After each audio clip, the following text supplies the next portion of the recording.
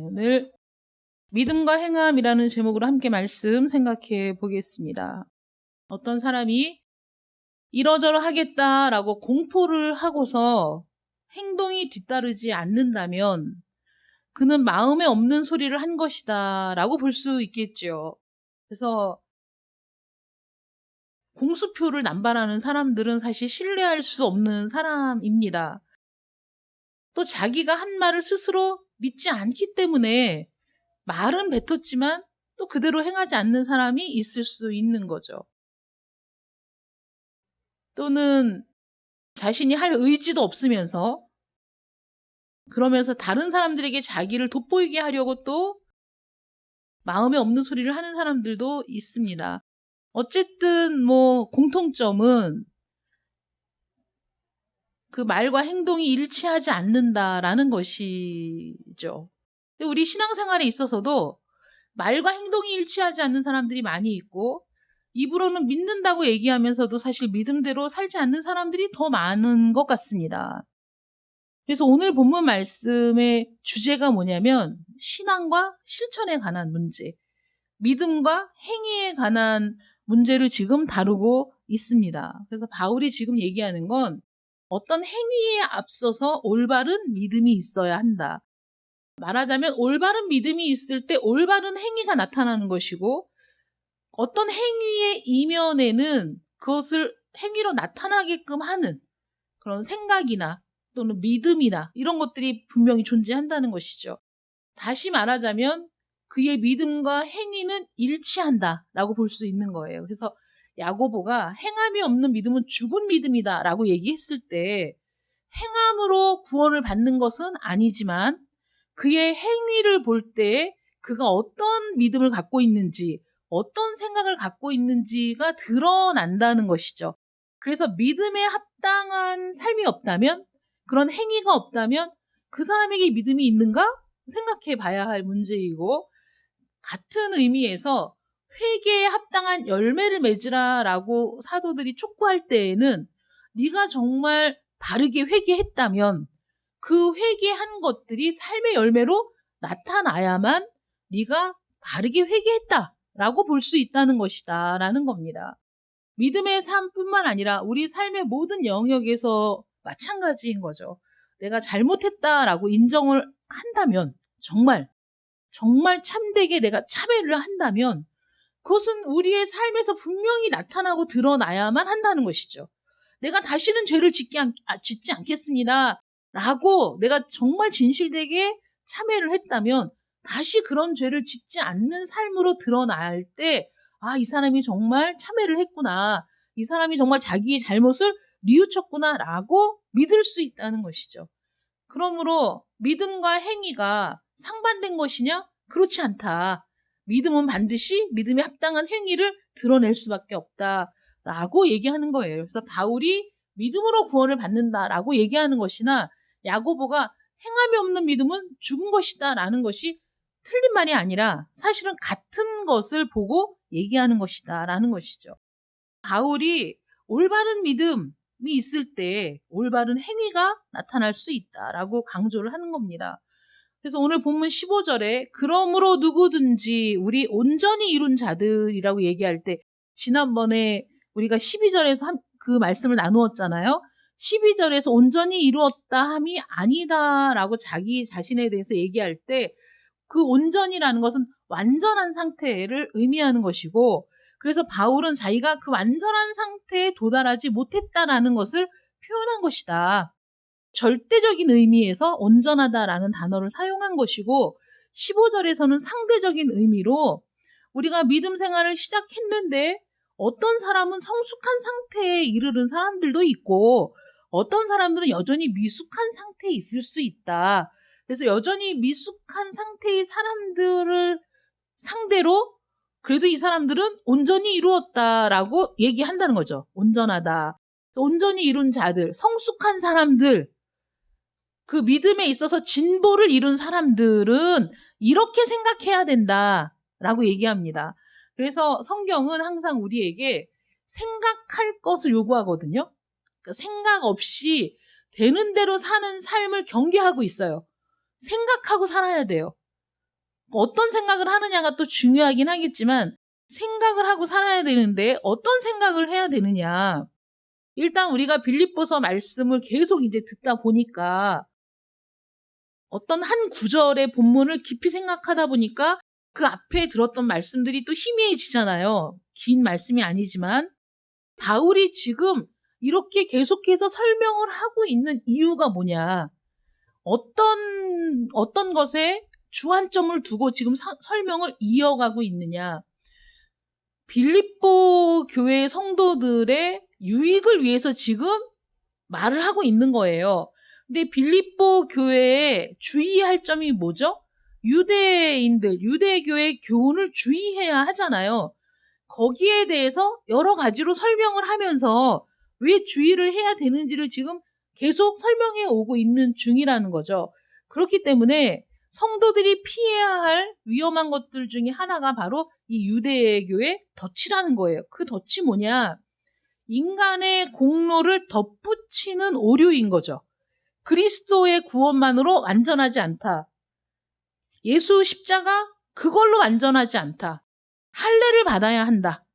이렇게 얘기한 그 부분에 대해서 그것이 왜 오류인지 설명을 했지만은 다시 한번 그 부분을 짚고 넘어가는 거예요. 그래서 그 유대인들이 인간의 공로를 덧붙이는 것 중에 하나가 혈통과 자기 민족, 교육 그런 것들을 의지했다는 거죠. 그래서 바울이 유대교인이었을 때는 그리스도인이 되기 전에는 그런 것들이 자기의 자랑이고 그 스펙이 자기가 내세울 굉장히 대단한 스펙이었던 거죠. 내가 뭐 누구의 교육을 받았고 누구 문화에서 내가 공부를 했고 내가 바리새인 중에 바리새인이고 히브리인 중에 히브리인이며 내가 뭐 율법에 있어서 율법의 의로는 흠이 없고 뭐 이러면서 자기를 자랑했던 그 모든 것들을 그리스도를 만나고 나서는 배설물로 여겼다. 난 그걸 다 버렸다. 라고 얘기하잖아요. 왜 그걸 다 자기가 버렸느냐? 그리스도가 가장 귀하다는 걸 알았기 때문에 그리스도를 통해 내가 의롭게 되는 것 이것이 완전하다는 것을 알았기 때문에 여기에 그런 것들이 더 이상은 필요하지 않다라고 깨달아서 다 버렸다는 거죠. 육신적인 것들을 다 버렸다. 그러니까 너희도 그렇게 하라는 거예요. 너희도 그렇게 하라. 그들이 주장하는 덧붙이는 그 모든 것들이 필요하지 않다. 거기에 넘어가지 말아라. 그리고 또 하나는 영지주의가 이때에도 굉장히 많이 기승을 부렸고 지금도 그 여파가 있지만 죄를 짓는 것은 육신이기 때문에 내가 그리스도 안에 있으면 내가 그 영적으로 그리스도와 하나가 되면 육신으로 짓는 죄 같은 건 아무것도 아니야 라고 생각하고 주장하는 사람들이 많이 있었던 거예요. 그래서 내가 그리스도 안에 있으면 육신이 죄를 짓는 건 문제가 안 된다 라고 생각하는, 그러니까 자기가 그리스도 안에 있어서 내가 도덕적으로 완전하다 라고 주장하는 그런 주장들이 또 있었어요. 그러니까 그게 도덕적인 완전함이라는 걸로 포장은 했지만은 다른 말로 얘기하면 마음대로 살아도 된다 이거잖아요. 내가 예수를 믿는다면 마음대로 살아도 돼. 그래서 지금 그런 논리가 많은 곳이 이제 이단 중에 있거든요. 그래서 그들이 굉장히 교만한데 교만한 이유가 뭐냐면 내가 예수 안에 있으면 구원받았으면 그 구원이 효력이 영원하기 때문에 내가 무슨 짓을 해도 나는 구원 받은 데서 밀려나지 않는다라고 생각하는 거예요. 반은 맞고 반은 틀린 겁니다. 그래서 그들이 그 육신적으로 어떤 죄를 짓는 것에 대해서 어떤 껄끄러움이 없어요. 삼가하는 게 없습니다. 예수 그리스도께서 모든 죄를 사했기 때문에 그 죄사함의 비밀이라고 주장하는 그쪽에서 얘기하는 건데 모든 죄를 사했기 때문에 내 모든 죄가 과거로부터 미래까지 모든 죄가 다 사함을 받았기 때문에 내가 사소하게 살면서 짓는 모든 죄는 사실 큰 영향이 없다. 이건 문제가 안 된다라고 생각을 하는 거예요. 근데 그렇지 않다고 바울이 지금 반박을 하는 거거든요. 그래서 성도들이 온전히 이룬 자들은 어떤 걸 알아야 됩니까? 유대교의 덫에 빠지지 않아야 되고 그렇게 그리스도의 의를 힘입는다는 거, 죄사함을 받는다는 것을 자신들의 인간적인 필요에 의해서 합리화시키는 이런 것들도 우리가 조심을 해야 된다. 그래서 생각해야 된다라는 거죠. 온전히 잃은 자들은 이렇게 생각할지니. 그래서 이렇게 생각해라. 어떤 걸 생각해야 되느냐?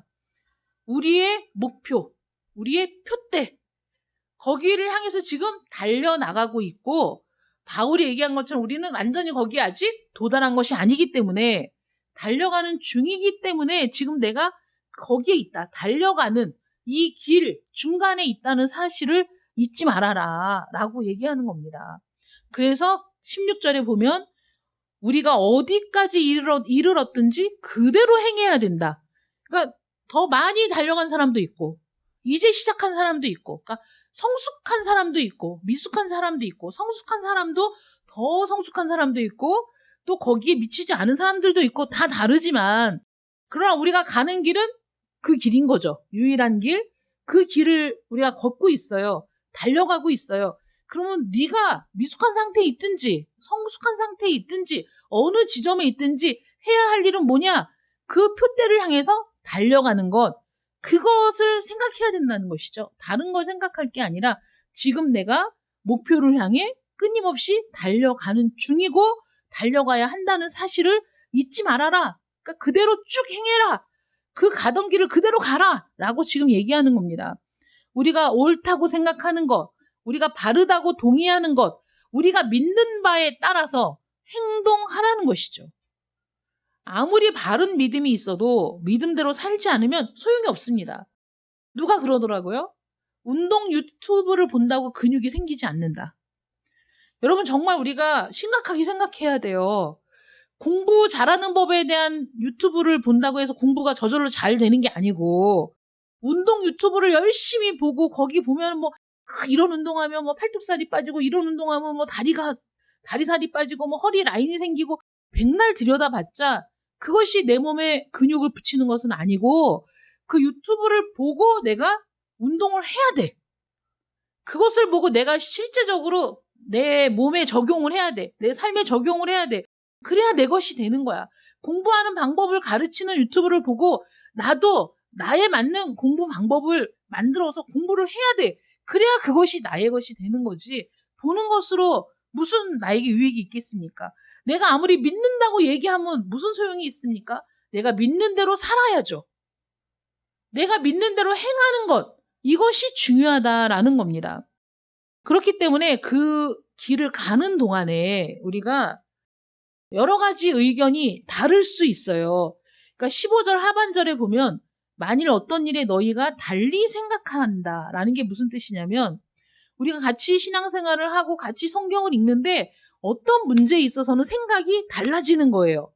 이거 나는 이거 이렇게 생각하는데 저 사람들은 아니지, 이 말씀을 잘 봐봐, 이걸 얘기하는 거야. 이런 문제가 있을 수 있다는 거예요. 그래서 지금까지 명쾌한 결론이 나지 않은 여러 부분들이 있습니다.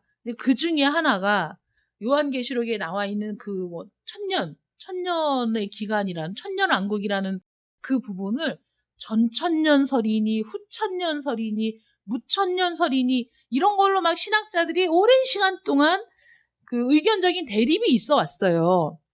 그래서 심지어는 이제 그거를 읽다가 어떤 분이 전화를 해갖고 저한테 목사님은 뭐야? 전천년설이야? 후천년설이야? 막 이러고 갑자기 이제 물어보시는 거예요. 그래서 갑자기 그걸 왜 물어보시냐고 그랬더니 뭐 기억이 안 나는데 그분 말로는 뭐 후천년설, 뭐 전천년설이 맞는 거지 후천년설은 그거 이단 아니야? 막 이런 식으로 얘기하셨어요. 근데 우리가 많은 신학자들이 그걸 가지고 오랜 시간 동안 토론을 하고 논쟁을 해왔어도 전천년설이 이단이네 후천년설이 이단이네라고는 단정짓지 못했어요. 왜냐하면 우리가 정확하게 알 수 없거든. 그 시기를, 그 때를. 여러 가지 가설이 있는 거예요.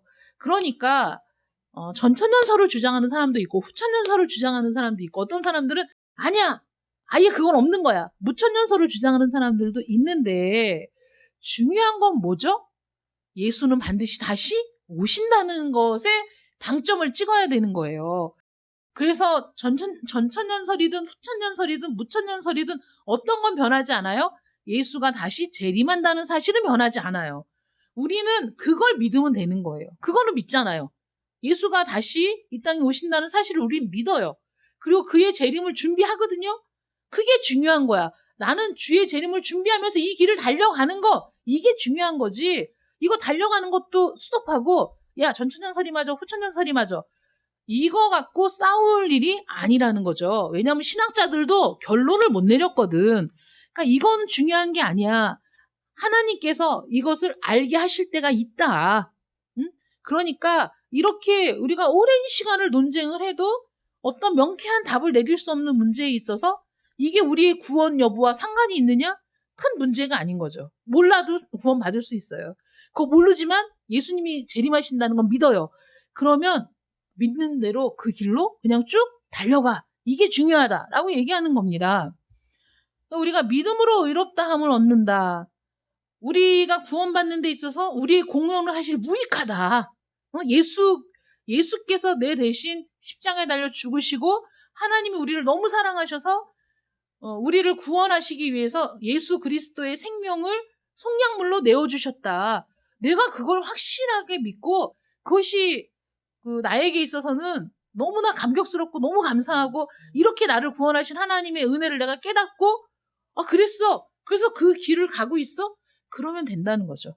네가 지금 어디까지 이르렀든지 네가 믿는 그것을 붙들고 앞으로 달려가라. 그게 중요한 것이다. 이렇게 얘기하고 있는 거예요. 그래서 우리가 구원을 받고 믿음의 삶을 살고 장차 약속하신 것들을 이루실 줄을 바라보고 나아가는 그 길에 있어서 그렇게 아직 명쾌한 결론이 나지 않은 많은 문제들이 있어요. 그 세례를 주는 것도 침례교단은 말 그대로 예수님이 세례를 받으실 때 요단강에 잠겼다가 그 세례를 받으셨잖아요. 그걸 침례라고 한단 말이죠. 그러니까 그 성경대로 해야 돼 막 이렇게 얘기합니다. 성경대로. 그런데 또 성경에 보면 그렇게 물에 잠길 수 없는 상황이어도 물이 있으면 세례를 주었던 기록이 또 있거든요. 그러니까 이거는 의미일 뿐이니까 그 의미를 충분히 알고 그래서 약간의 물만 있어도 그 의미를 분명히 알고 믿는 사람들에게 세례를 주는 것이 이게 왜 안 되는 일이냐. 이거 가능하다라고 주장해서 그래서 우리가 약식으로 그냥 물을 머리에 얹어서 어떤 의미냐면 이 사람은 지금 물에 잠겨서 예수와 함께 죽고 예수와 함께 살았다라는 것을 의미하는 약식의 그 세례를 하는 것이죠. 그러니까 그거는 성경적이지 않다라고 주장하는 사람들도 있고 괜찮다라고 주장하는 사람도 있는데 그렇다고 해서 그것을 이단이야라고 얘기할 수는 없다는 거예요. 그러니까 이런 문제를 가지고 그런 지엽적인 문제를 가지고 내가 구원을 받고 못 받고의 중대한 문제가 아닌데 그것 때문에 다투고 싸우고 논쟁을 하느라 내가 이 달려갈 길을 멈추는 것은 그게 더 말이 안 되는 것이다. 이 길을 달려가야 한다라고 바울이 얘기하고 있는 겁니다. 그래서 우리가 확실하게 알고 있는 대로 행동을 해야 된다는 것이죠. 핵심적인 교리를 붙들고 있으면 된다는 거예요. 확실하게 알지 못하는 문제가 있어도 하나님이 분명히 알려주실 것이라고 우리가 믿고 가는 겁니다. 그러면서 바울이 얘기합니다. 나를 본받으라 라고 얘기하죠. 바울 자신을 비롯해서 에바브로디도나 디모데 같은 믿음의 그 선배들, 스승들, 믿음의 본을 보이는 사람들의 본을 따라야 한다는 거예요. 17절에 보면 형제들아 너희는 함께 나를 본받으라. 그리고 너희가 우리를 본받은 것처럼 그와 같이 행하는 자들을 눈여겨보라. 그래서 우리가 서로 올바른 모범을 본받는 그런 삶을 살아가야 돼요. 왜냐하면 그것이 내가 목표를 향해 달려가는 길에 있어서 유익하기 때문입니다. 그것이. 근데 바울이 나를 본받으라 라고 얘기했을 때 우리가 생각하기에 야 바울이 교만한 거 아니야? 뭐 이렇게 생각할 수 있죠. 어떻게 여러분 나를 본받으십시오 라고 얘기하는 게 쉬운 말은 아니지 않습니까? 근데 교만한 거 아닌가? 이렇게 생각할 수도 있어요. 그런데 바울의 이 나를 본받으라 라고 얘기했을 때 무엇을 본받는 것인가? 바울은 너희도 나처럼 살기를 바란다. 내 삶이, 바울이 어떤 삶을 살았죠?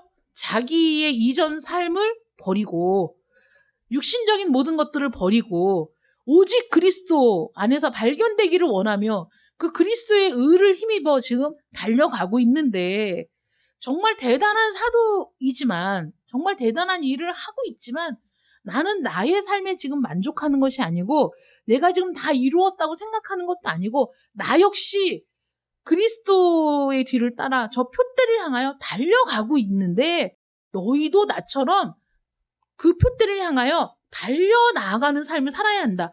여기에서 나를 본받으라 라고 얘기하고 있다는 것이죠.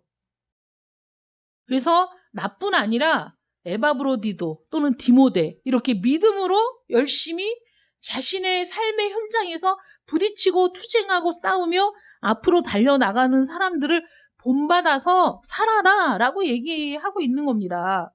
그래서 빌립보 교인들이 이런 영광스러운 본보기, 모범적인 그들을 본보고 따르는 그 삶이 최종 그 목표에 도달하도록 도와주는 유익한 방법이기 때문이라는 것이죠. 그렇게 좋은 본을 보고 본받고 따라가는 것도 중요하고 또 하나는 나쁜 예도 보고 경각심을 또 가져야 됩니다. 우리가 좋은 것을 보고 또 나쁜 것을 보고 구별하고 분별할 수 있는 지혜가 또 있어야 되지 않겠습니까? 나쁜 예는 어떤 겁니까? 18절, 19절에 나오는데 내가 여러 번 너희에게 말하였거냐. 정말 여러 번 얘기했어요. 이제도 눈물을 흘리며 말하노니 이제도 눈물을 흘리며 말한다는 건 어떤 거죠? 이게 너무 중요한 문제라 너무 마음이 아파서 이 잘못된 것들을 따라가는 사람들을 생각하면 피눈물이 나서 내가 여러 번 얘기했지만 내가 다시 눈물을 흘리면서 너희에게 말하는데 여러 사람들이 그리스도의 십자가에 원수로 행하고 있다. 예수를 믿는다고 하면서 사실은 그들이 예수를 믿는 게 아니라 십자가의 원수로 행하고 있어. 본인들도 깨닫지 못하는 이런 엄청난 일을 하고 있다. 그들의 마침은 멸망이요. 그들의 신은 배요. 그 영광은 그들의 부끄러움에 있고 땅의 일을 생각하는 자들이 바로 이런 사람들이다 라고 얘기하죠. 성경에 보면 나쁜 예들이 많이 나옵니다. 우리가 경전인데 좋은 것만 있으면 좋잖아? 이거 잘못한 거 실수한 거는 다 빼버리고 좋은 기록만 기록하면 좋지 않았을까? 라고 생각되는 부끄러운 이야기들도 가감없이 성경은 기록하고 있어요. 성경에는 가인의 이야기도 나오고 소돔과 고모라 사람들의 이야기도 나오고 이스라엘 자손들의 그 패역함과 배역과 그들의 잘못된 결정들도 다 나옵니다. 심지어는 하나님의 사랑을 받았던 다윗의 간음과 불륜에 대한 이야기도 나오고 그런 모든 이야기들을 통해서 경건하지 않은 사람들의 삶, 하나님을 배반한 사람들의 삶의 결과가 어떠한지, 그들이 어떻게 하나님의 심판을 받았는지, 그들의 잘못된 선택에 대해서 하나님이 어떻게 하셨는지에 대해서 우리가 충분히 볼 수 있다는 거죠. 그래서 성경에 나오는 그런 잘못된 예들을 우리가 보면서 경각심을 가지고 야, 우리도 이렇게 살면 안 되겠다. 우리 이렇게 하나님을 배반하면 안 되겠다. 하나님의 말씀에 불순종하는 것을 선택하면 안 되겠다라는 것을 배워야 한다는 것이죠. 세상 사람들이 왜 멸망의 삶을 사느냐, 결국은 멸망으로 귀결되는 삶을 사느냐, 그들이 땅의 일을 생각하기 때문이라는 것이죠. 위의 것을 찾으라. 우리에게 분명히 명령하고 있지 않습니까? 위의 것, 하늘의 것, 하나님의 일, 그것들을 우리가 생각하고 찾아야 되는데 땅만 바라보고 땅의 것을 찾으니까 그들은 결국 망하게 된다라고 얘기하는 겁니다. 그들의 관심사는 이 세상의 삶이에요. 이 세상에서 얼마나 잘 사는가, 이 세상에서 얼마나 많이 누리는가, 이 세상에서 얼마나 많은 권력을 잡을 것인가, 이 세상에서 얼마나 내가 많은 사람들의 시선을 받고 인기를 얻을 것인가, 이런 생각에 골몰하고 산다는 것이죠. 그들을 뭐라고 비판합니까? 그들의 신은 배, 나의 만족. 이 배로 상징되는 건 내가 포만감을 누리는 것이잖아요. 그러니까 육신적인 포만감도 물론 있겠지만은 내가 원하는 것들을 얻을 때까지, 만족할 때까지, 내가 이 세상에서 추구하는 이 세상의 가치와 목표가 내가 충분히 만족할 때까지 끊임없이 그 욕망대로 살아가는 모습을 볼 수 있어요. 그들의 신은 배라는 말을 우리가 보면서 왜 그 배가 신이 될까요? 여러분, 신이라는 존재가 결국 사람들이 그 신을 따르고 그 신을 추종할 때 그 신의 말에 귀를 기울이고 그 신이 명하는 바를 그대로 행하잖아요. 심지어는 무속신앙을 갖고 있는 사람들은 말도 안 되는 요구들을 하잖아요. 그것이 범죄로 연결이 되는데도 불구하고 그 일들을 한단 말이죠. 우리가 볼 때는 어리석은 일인데도. 근데 그들이 배를 신으로 삼는다라는 건 어떤 거냐면 내가 욕망의 노예가 된다라는 말이에요. 우리가 빚을 질 때는 채권자의 노예가 되는 겁니다. 그 빚을 다 갚을 때까지는 자유가 없어요. 그래서 빚을 진다는 건 내가 그 돈의 노예가 된다는 말이고 그 채권자에게 내 목줄을 맡기는 것과 똑같다는 것이죠. 마찬가지로 내 배가 신이다, 내 욕망이 나의 신이다라고 얘기할 때 나는 내가 주체적으로 삶을 사는 것 같으나 실제적으로는 내가 주체적으로 사는 게 아니라 내 욕망이 내 목줄을 쥐고 내 욕망이 나를 이끄는 대로 내가 노예가 되어 사는 삶을 얘기하는 거예요. 우리는 누구나 그렇지 않다고 얘기하지만 그렇지 않은 게 아닙니다. 사람들이 자신의 욕망을 충실하게 따르고 있고 그 욕망이 이끄는 대로 살아가고 있어요. 그래서 이 세상의 가치관에서 우리가 벗어나기가 어려운 겁니다. 이 세상의 가치관에서 우리가 떨어져 나가기가 어려운 거예요. 거기에 노예가 되어 살아가고 있다는 사실을 우리가 전혀 생각하지 않으면서 살다 보니까 내가 그 욕망에 충실하게 살아가면서 취득한 모든 관은 그 승리했다고 생각했던 모든 관들은 나중에 생각하면 다 부끄러운 뿐이라는 것이죠. 부끄러운 뿐이에요. 초등학교 4학년짜리 아이가 친구를 괴롭히다가 그것을 막고 보호하는 그 엄마를 고발했대요. 경찰에 고발해갖고 1년 동안을 그 엄마가 굉장히 그 수모를 당했다는 거예요. 경찰도 믿어주지 않고 그리고 뭐 벌금을 물으라고 하고 학교에서도 문제가 생겼고 그러니까 이 엄마가 막 정말 피눈물을 흘리면서 그때 그 뭐 놀이터에 함께 있었던 아이들을 막 찾아가서 다 이분이 노력을 해가지고 그 의견 청취해가지고 뭐 동의를 구해서 경찰서에 제출을 했다 이렇게 그 뉴스에 나왔더라고요. 그러니까 그때 있었던 애들이 증언을 한 거죠. 뭐 나는 얘를 모르는데 얘가 시켜서 괴롭혔고 그리고 뭐 물을 뿌렸고 다 젖을 정도로 물을 뿌렸고 그때 이제 이 엄마가 그렇게 하지 말라고 얘기는 했지만 이 엄마가 폭력을 행사한 걸 자기네들은 보진 않았다. 상황이 그렇지 않다. 라는 그 증언들을 다 모아서 가지고 가서 경찰서에 제출을 했더니 그때서야 이 아이가 고소를 취하했다. 이렇게 얘기가 나오더라고요. 근데 그런 얘기들을 보면서 사람들이 내가 어떤 잘못을 저지르는지, 내가 어떤 가치관을 갖고 있는데 그것이 얼마나 잘못된 것인지를 진지하게 생각해보고 검토해볼 그런 여유도 없고 지금 사람들이 또 그 부모도 그것을 충분히 따져 묻고 상황 파악을 하고 그래서 자기 자녀를 올바른 길로 이끌어야 할 그런 부모들이 또 제대로 역할을 하지 못하고 그래서 이제 초등학교 4학년밖에 안 됐는데도 어른을 고발하고 이런 일을 저지르는 이런 모습들을 보면서 야, 세상이 진짜 막 나가고 있구나 이런 생각을 하게 됐어요. 어린아이뿐만 아니라 많은 사람들이 그렇게 자신의 잘못된 결정을 후회하지도 않고 잘못됐다는 걸 알지만 그것을 선택하는데 주저함이 없는 이런 삶을 살면서 자기가 잘 살고 있다. 자기는 손해보지 않는다. 나는 뭐 한 번 결정한 건 끝까지 밀고 나간다라고 자기가 대단히 잘 사는 것처럼 생각하는지는 모르겠으나 그들이 생각했던 그 모든 것들이 결국은 부끄러움이라는 거죠. 하나님의 법정에 섰을 때 그들은 말할 수 없는 부끄러움과 수치를 뒤집어 쓰고 하나님 앞에 한마디의 항변도 못한 채 그들의 죄악된 삶의 결과를 받아들일 수밖에 없는 그런 결말을 향해 가고 있는데 그걸 전혀 모르고 있다는 것이죠.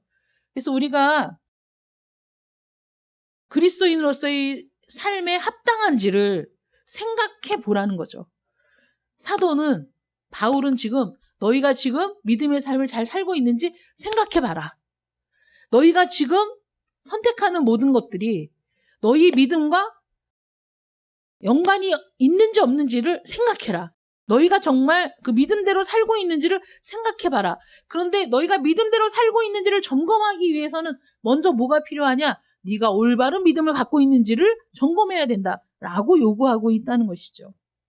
예수께서 우리를 구하시려고 우리 죄값을 지불하시기 위해 십자가에 달려 죽으신 것을 믿는다면 어떻게 우리가 계속 죄를 지을 수 있느냐?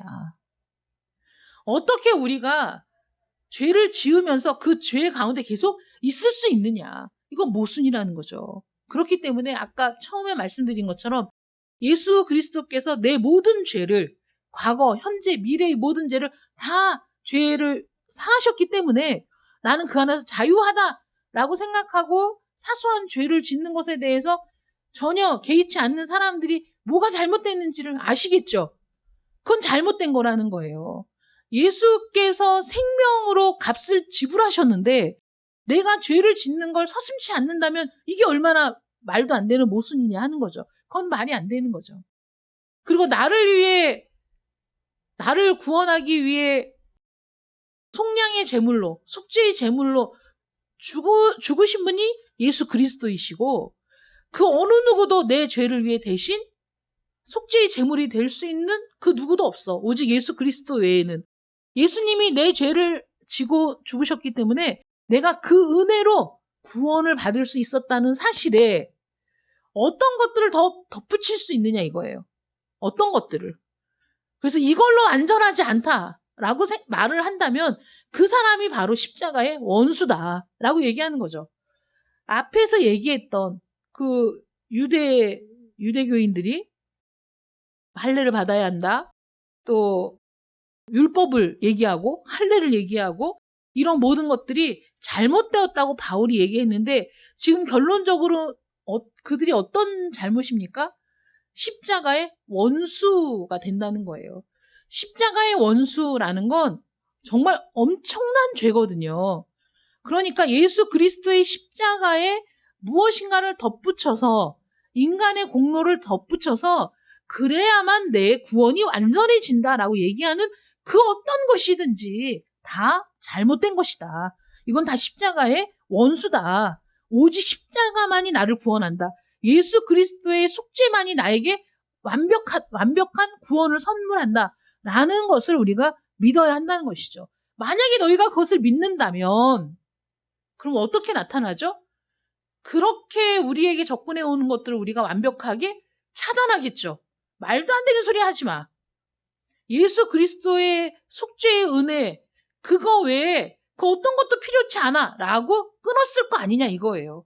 그런데 그 올바른 믿음이 없으니까 아 그래? 그것도 그런 것 같은데? 라고 받아들인다는 거죠. 그러니 올바른 판단, 올바른 행위, 올바른 삶의 그 목표를 향해 나아가기 위해서는 가장 필요한 게 뭐예요? 올바른 믿음이 필요하다. 그러니까 너희가 올바른 믿음을 갖고 있는지 점검해봐라. 확인해봐라. 라고 지금 얘기하고 있는 것이죠. 뭐가 잘못됐는지 알아? 십자가의 공로에 인간의 공로를 덧붙이는 건 다 잘못된 거야. 그건 다 십자가를 배반하는 거야. 그건 십자가의 원수야. 라고 얘기하는 것이죠. 또 그 십자가의 은혜를 우리가 정말 깨달았다면 그 십자가의 공로에 빌붙어서 죄를 지을 생각은 하지 않을 거야. 왜냐하면 너무 마음 아픈 일이니까. 내 죄를 위해 예수님이 죽으셨는데 내가 가서 다시 또 죄를 지어? 말이 안 되지. 너희가 정말 올바른 믿음을 갖고 있다면 거기에서 반드시 올바른 삶이 나타날 거야. 너희가 올바른 믿음을 갖고 있다면 올바른 행위가 드러날 거야. 너희의 삶이 잘못되었다면, 너희의 행위가 잘못되었다면 믿음을 점검해 봐야 한다는 것이죠. 믿음을. 그래서 유대교인들과 또 도덕적인 완전주의를 주장하는 그런 사람들을 완전히 지금 정죄하고 있는 거예요. 너희는 잘못된 거야. 자기 노력으로 하나님 앞에 설 수 있다고 말한다면 너희는 나 십자가의 원수야. 그 영광을 훼손하는 자들이야. 라고 얘기하죠. 잘못된 삶으로 십자가의 영광을 훼손하고 있는 사람들도 잘못된 것이다. 탐욕과 정욕과 육신의 본성을 신으로 섬기고 그 욕망이 노예가 되어 살아가는 사람들은 결국 어떤 사람들입니까?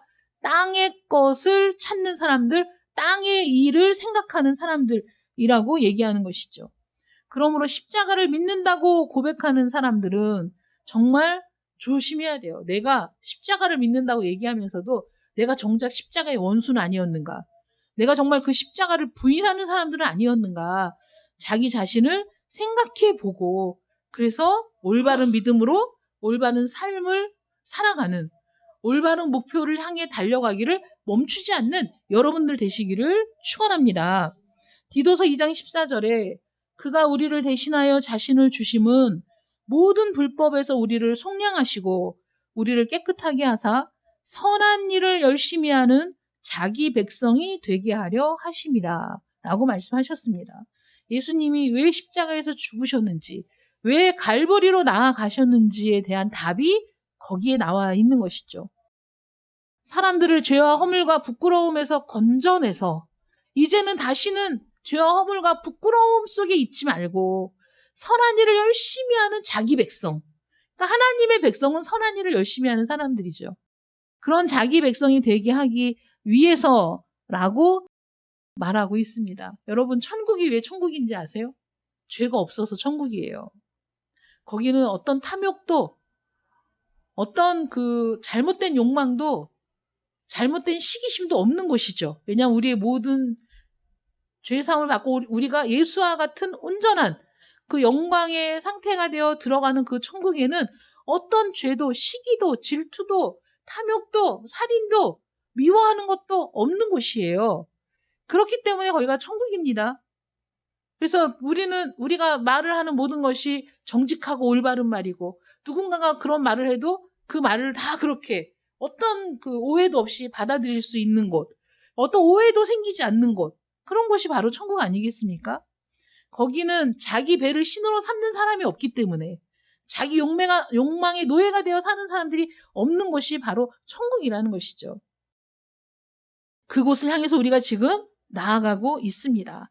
영원히 그와 함께 누릴 영광을 위해 준비되도록 하나님이 우리를 지금 이끌고 가고 계십니다. 믿음이 행동을 결정하는 거죠. 내 행동은 곧 내 믿음의 표현입니다. 내 행동은. 그래서 내 행동을 보고 내 삶을 보고 내 말을 보고 하나님이 사람들이 저 사람은 저런 사람이구나 라고 알 수 있는 거예요. 그래서 아까 우리 전희정 권사님이 그리스도의 향기를 드러낸다라고 기도를 했는데 그리스도의 향기를 우리가 어떻게 드러낼 수 있겠어요? 말로 드러낼 수 있는 것도 아니고 복음을 통해서 드러낼 수 있는 게 아니라 가장 정확한 표현은 내 삶이 그리스도의 향기가 돼야 되는 거죠. 그래서 그걸 드러내는 거죠.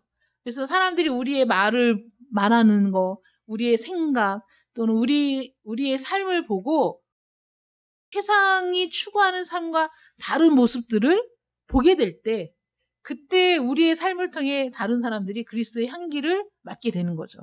뭐가 다른데?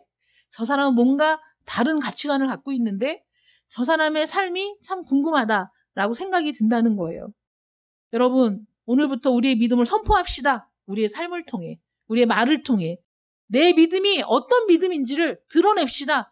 올바른 믿음이 있는가를 점검하고 그 믿음대로 사는 삶을 통해서 우리의 행동은 최종적으로 우리의 믿음을 점검하는 수단이 된다는 사실을 잊지 마시고 믿음과 행동이 통합된, 믿음과 행동이 일치하는 그런 삶을 살게 해달라고 기도하는 여러분들 되시기를 축원합니다.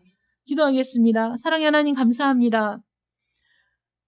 우리는 믿음이 있지만 그 믿음에 합당한 삶을 살아가는 것이 당연한 일이라고 생각하지 못할 때가 많았습니다.